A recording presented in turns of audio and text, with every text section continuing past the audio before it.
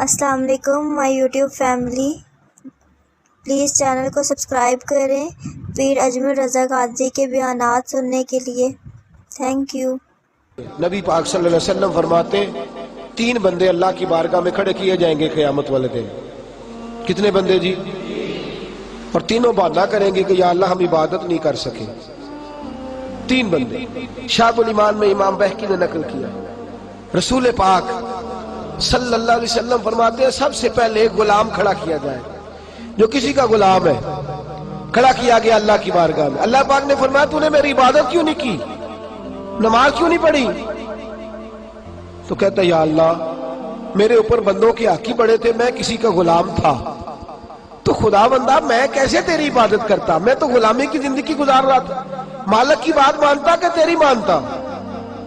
میرے نبی پاک صلی اللہ علیہ وسلم کے صحابی فرماتے ہیں اللہ کریم حضرت یوسف علیہ السلام کو بلائے گا اور جناب یوسف کو اس کے سامنے کھڑا کر کے کہا یوسف اسے بتا تو نے کتنی قید کاٹی ہے، اسے بتا تیرے بھائیوں نے تجھے کنویں میں پھینکا ہے، اسے بتا تو نے کتنی تکلیفیں سہی ہیں۔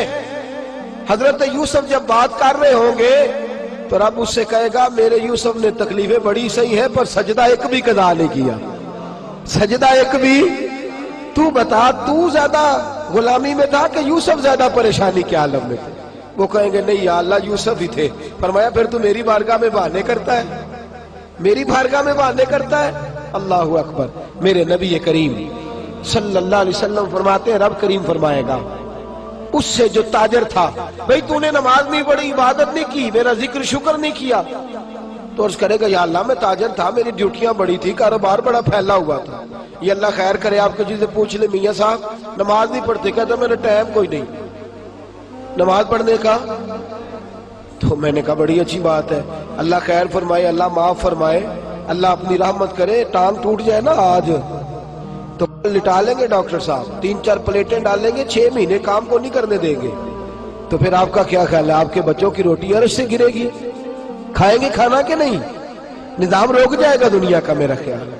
جتنے تاجر فوت ہو گئے اس کے بعد تجارت ختم ہو گئی دنیا میں، بہانہ کرتے ہم۔ میرے نبی کریم صلی اللہ علیہ وسلم فرماتے ہیں تاجر سے پوچھا جائے گا تو نے عبادت کیوں نہیں کی، عبادت کیوں نہیں کی؟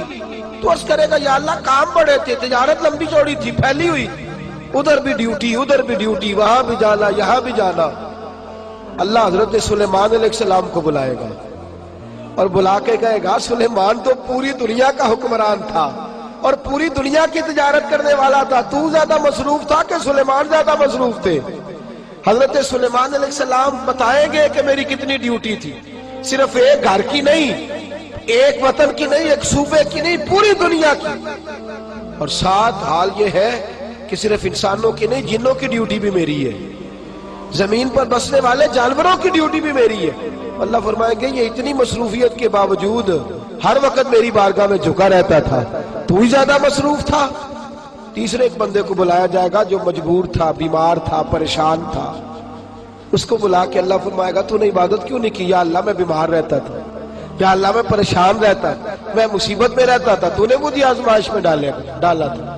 میرے حبیب فرماتے ہیں اللہ کریم حضرت ایوب علیہ السلام کو بلائے گا، حضرت جن کے پورے وجود میں درد رہتی تھی، پورا وجود تکلیف کا شکار تھا، 7 بیٹے ایک دن میں انتقال کر گئے، کھیت کھلیان باغ اجڑ گئے، مجنو بن کے وچ بازارا کدی ککھا وانگ رلائے تے کدی کہایا کمبا سارا، سر نیزے اتے چڑھائے، آدم یار منور دی خاطر اسا کی پیس بٹائے۔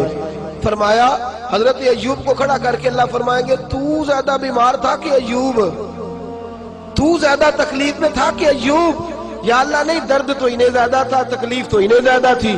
تو اللہ فرمائیں گے اس کا تو ایک سجدہ بھی قضا نہیں ہوا، ایک سجدہ بھی قضا نہیں ہوا۔ اور تو کہتا تھا جناب بندہ ٹینشن میں ہو تو نماز تو نہیں نہ پڑھی جاتی، بندہ پریشان ہو تو بندہ پریشان ہو تو تنخواہ پکڑی جاتی ہے، بندہ پریشان ہو تو دنیاوی باتیں ساری ہوتی ہیں۔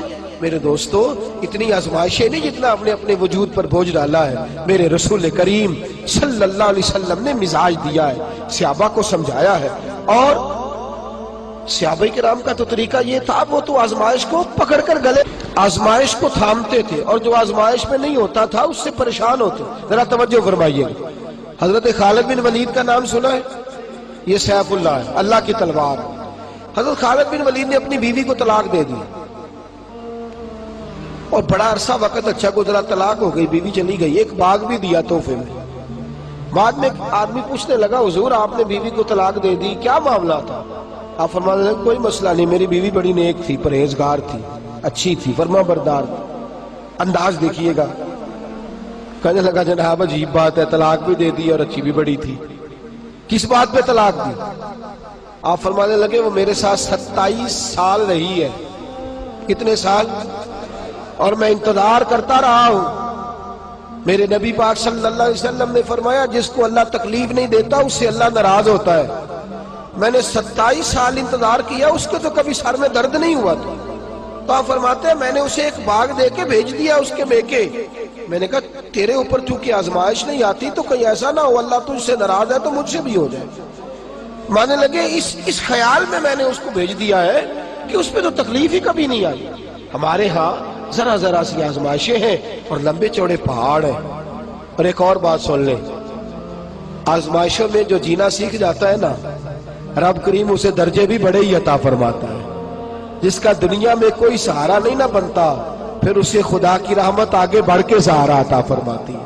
اپنی زندگی کے اندر آزمائش سے لڑنا، تکلیف سہنا، ذہن بنا لے تکلیفیں آئیں گی، آزمائشیں آئیں گی، بیماری آئیں گی، مجھے برداشت کرنا۔ جس کے اندر برداشت ہے اس کا حوصلہ بہت بڑا ہے، اور جو برداشت سے آ رہی ہے وہ ختم ہو جائے گا۔ میرے رسول کریم صلی اللہ علیہ وسلم کی صحابیہ حضرت اسماء بنت ابی بکر صدیق، جناب صدیق اکبر رضی اللہ تعالی عنہ کی صاحبزادی ہیں، حضرت عائشہ کی بڑی بہن ہے، یہ وہی ہے جو غار ثور میں میرے نبی کو کھانا پہنچایا کرتی۔ 90 سال سے زیادہ عمر ہوگی حضرت اسماء کی، اور ان کے صاحبزادے عبداللہ بن زبیر رضی اللہ تعالیٰ عنہ 90 سال سے زیادہ عمر ہوگی، اور ان کے صاحبزادے لڑائی کر رہے ہیں حجاج بن یوسف کے ساتھ۔ آنکھوں سے انہیں نظر نہیں آتا حضرت اسماء کو، بوڑھی ہو گئی، صاحبزادہ جہاد کر رہا ہے۔ حضرت عبداللہ بن زبیر اپنی والدہ کے پاس آئے اور آ کے کہنے لگے اماں میرے کچھ ساتھی بھاگ گئے ہیں، کچھ کمزور ہو گئے، حجاج کے ساتھ میرا مقابلہ ہے۔ والدہ بڑا کم نظر آتا ہے، پریشان ہے، 90 سال سے زیادہ عمر ہے، اور ماں گلی میں جھگڑا ہو رہا ہو تو بیٹے سے کہتی ہے بیٹے تو اندر آ جا جلدی سے، تو نہ بیچ میں حصہ لے لے۔ والدہ سے آ کے پوچھتے ہیں اماں میں کیا کروں، حجاج کے خلاف لڑ رہا ہوں، بہت سارے ساتھی کچھ چلے گئے ہیں ڈر کے، کچھ جو ہے وہ کمزور پڑ گئے، کچھ نے وہ بزدل نہیں ہے، وہ کمزور نہیں، لیکن انہوں نے حکمت سمجھی ہے تھوڑی دیر کے لیے چلا جانا۔ ماں کہنے لگی بیٹے پہلے تو یہ بتا کہ تو حق پہ ہے کہ نہیں، دولت کے لیے تو نہیں لڑ رہا، اقتدار کے لیے تو نہیں لڑ رہا۔ کہنے لگے اماں قسم اللہ کی عزت کی میں حق پہ ہوں، میں فکر امام حسین کا وارث ہوں، میں ظالموں سے لڑ رہا ہوں۔ تو ماں کہنے لگی بیٹے جا، پھر والدہ کہنے لگی جا میرا بیٹا اور جا کے اس کے ساتھ لڑائی کر، اگر تو فتح یاب ہو گیا تو میں شکر ادا کروں گی، اور اگر تو شہید ہو گیا تو میں قیامت میں تیرے اوپر فخر کروں گی۔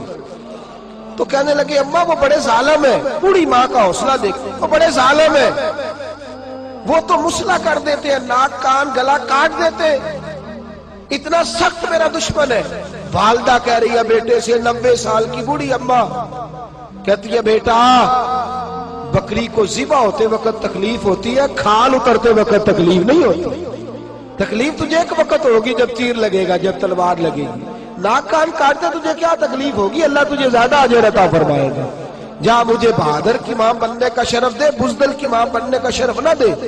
یہ دلیر ماں کا حوصلہ، یہ لفظ کیا کہ بیٹے کو بھیجا۔ حضرت عبداللہ بن زبیر لڑے، 14 دن تک آپ کی لاش لٹکی رہی، لیکن 14 دنوں تک آپ کے وجود سے خوشبو ہی آتی رہی۔